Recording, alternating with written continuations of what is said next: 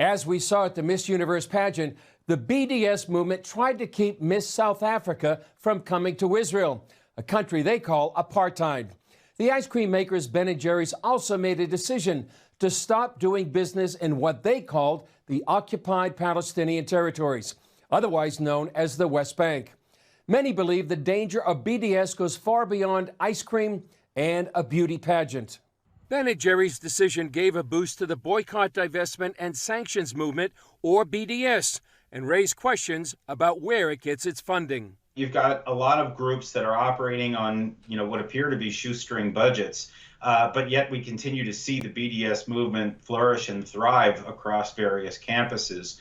I think what it means is that this is a very decentralized funding network. In 2016, Jonathan Schanzer testified before Congress and shared his research into the funding of the BDS movement. But then finally stumbled on one group called American Muslims for Palestine. Many of them worked for charities that were previously shut down by the U.S. government for supporting Hamas. This, of course, came as a surprise to us. The more we dug, the more we realized that there was a network, a relatively small one, but apparently influential, that was active on campus. I think it ultimately demonstrated that even if this group is not engaging in anything illegal, and I think it's important to stress that, that their background is important, that this is not just simply a social justice movement, but rather a group that is motivated by very ideological reasons. Schanzer tells CBN News the network is doing now what it did in 2016. In a related development, Israel recently targeted 6 NGOs for aiding the Popular Front for the Liberation of Palestine, or PFLP.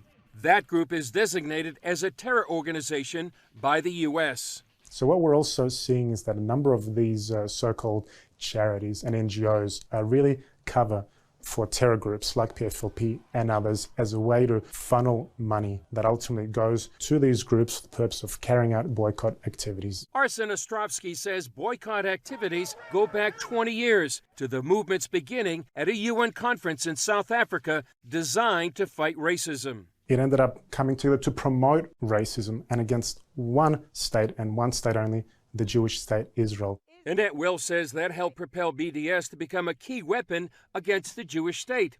She points out the main BDS tactic is to demonize and delegitimize Israel. Through its signs are placards.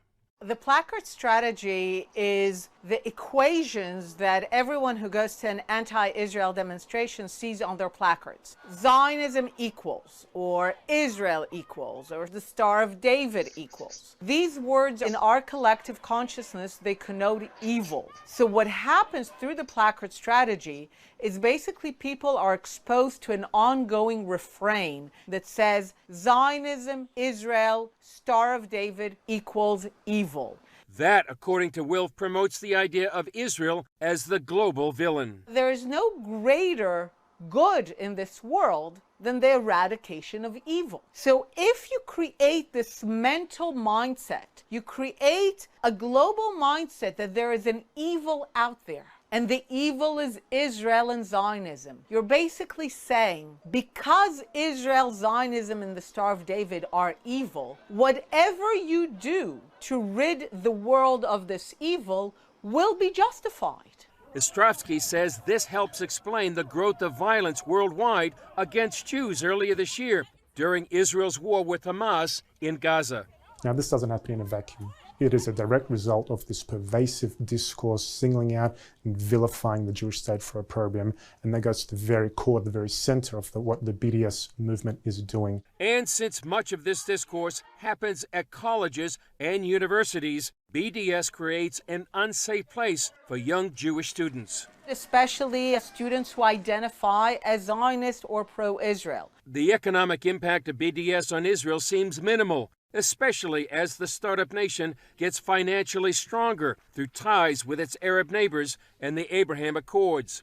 Schanzer warns, however, the battleground is not so much the economy, but the hearts and minds of the next generations. Particularly on college campuses, teaching them, I think, a lot of falsehoods about Israel, about its history, about its politics. And this will certainly make things more difficult for Israel in the future as it battles future generations of what we would call BDSers. And I think this really represents the great challenge.